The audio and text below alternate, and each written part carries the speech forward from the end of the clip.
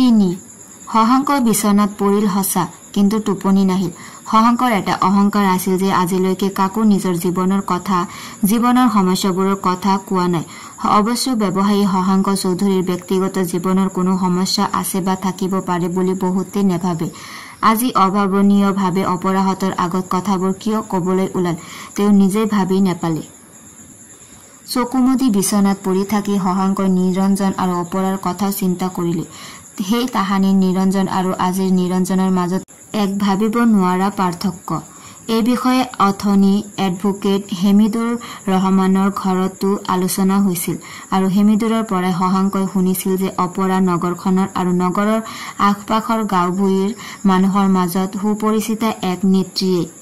প্ৰায় সকলো নেতৃস্থানীয় লোক, ২-৪জন MLA, MP, উচ্চ চৰকাৰী বিষয়া আদিৰ লগত অপৰাৰ ঘনিষ্ঠ পৰিচয় আছে আৰু তেওঁৰ কিছু প্ৰভাৱ প্ৰতিপত্তিও আছে।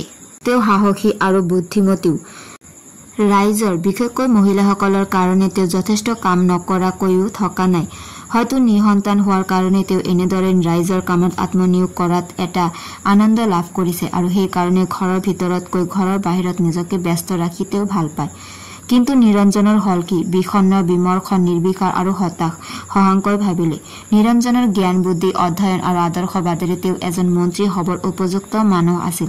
তেওঁতকৈ অতি কম বিদ্যা বুদ্ধিৰ মানুহ মন্ত্ৰী হৈছে। তেওঁকৈ হলগৈ কংগ্ৰেছ অফিচৰ কেৰাণী, নামত অফিচ ছেক্ৰেটাৰী। এজন ভূতপূৰ্ব মন্ত্ৰীৰ আৰু এজন সক্ৰিয় ৰাজনীতিবিদৰ পুত্ৰ হলেও শশাংকৰ ৰাজনীতিৰ প্ৰতি কোনো আকৰ্ষণ বা শ্ৰদ্ধা নাই।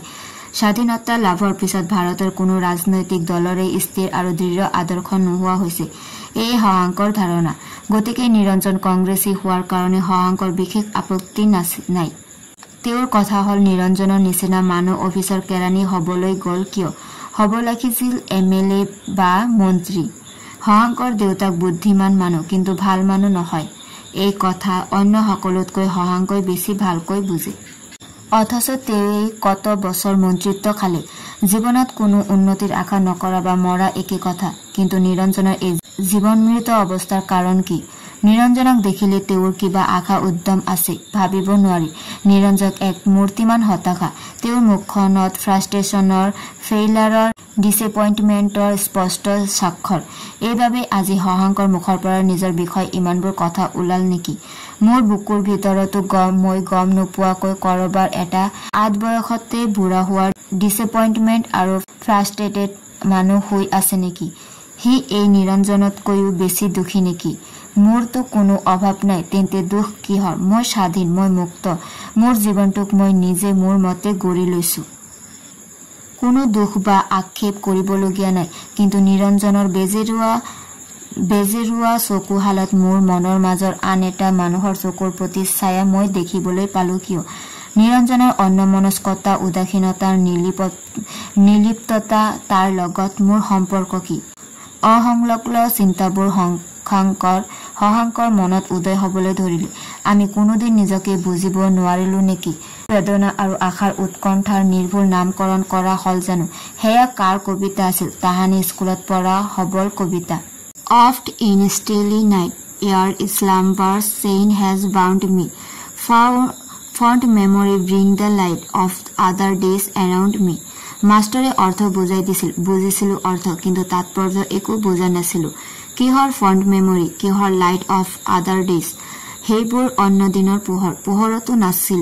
সেইবোৰ অন্য দিনৰ এক দুৰ্বোধ্য ধুঁৱলী কুঁৱলীৰে আচ্ছন্ন। তাত যেন মিহলি হৈ আছে ৰাতিৰ ক্ষীণ জোনাকত পৰি থকা এক অৰণ্য। পথৰ ৰহস্য আৰু বিস্ময়, বৰ আপোন আপোন অথচ যেন তেনে অচিনাকি আচহুৱা। এনেদৰে ভাৱপ্ৰৱণ হৈ পৰা বুলি অনুভৱ কৰি শশাংকৰ নিজৰে আচৰিত যেন লাগিল। দেহে মনে শশাংকৰ এজন বলিষ্ঠ মানুহ, ষ্ট্ৰং মেন বুলিয়ে মানুহে জানে। আত্মশক্তি প্ৰতিষ্ঠাৰ মাজেদি নিজক উপলব্ধি কৰাৰ সচেতন প্ৰচেষ্টা কৰি আহিছে শশাংকই। হয়তো সেই মনোবৃত্তি তেওঁৰ দেউতাক মন্মথ চৌধুৰীৰ পৰা লাভ কৰিছিল। নিজেই অকলশৰে ঘণ্টাত ৮০-৯০ কিলোমিটাৰ বেগত হেজাৰ হেজাৰ মাইল গাড়ী চলায়ো অকণো নেভাগৰা শশাংকৰ চৌধুৰীৰ মনৰ মাজত থিয় দি ৰবলৈও শক্তি নোহোৱা এটা তেনে নিশকতীয়া মানুহ সোমাই আছিল কত? কথাবোৰ চিন্তা কৰি শশাংকৰ টোপনি নহা হল। এইদৰে নিজৰ ভিতৰখনলৈ চোৱাৰ আজৰি তেওঁৰ অতি কমেইহে হৈছে। তেওঁ নিজকে কলে, এয়া দুৰ্বলতা নহয়। নিজৰ সকলো কথা অন্য কাৰোবাক কৈ দিব পৰাটোতো মনৰ বলৰ পৰিচয় আছে। এয়া ভয় সংকোচৰ কথা নহয়, প্ৰত্যয়ৰ কথা। অপৰাজিতা খাউণ্ডে যদি মোৰ সকলো কথা জানিবলৈ বিচাৰে, মই কবলৈ কাৰ্পণ্য কৰিম কিয়? নিজৰ কথা কৈ ময়ো কাৰো সমবেদনা নিবিচাৰো। তোমাৰ কাষত মোৰ হিয়াৰ গোপন ইতিহাস যদি এৰি যাওঁ, সি জানো মোৰ দুৰ্বলতা হব?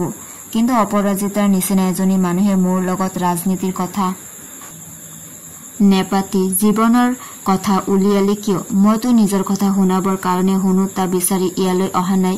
মোৰ সকলো কথা কম, কিন্তু তোমালোকেও মোক তোমালোকৰ সকলো কথা কব লাগিব। মোৰ কাষত নোকোৱালে নচলিব। কিন্তু লোকৰ কথা জানি মোৰ কি লাভ?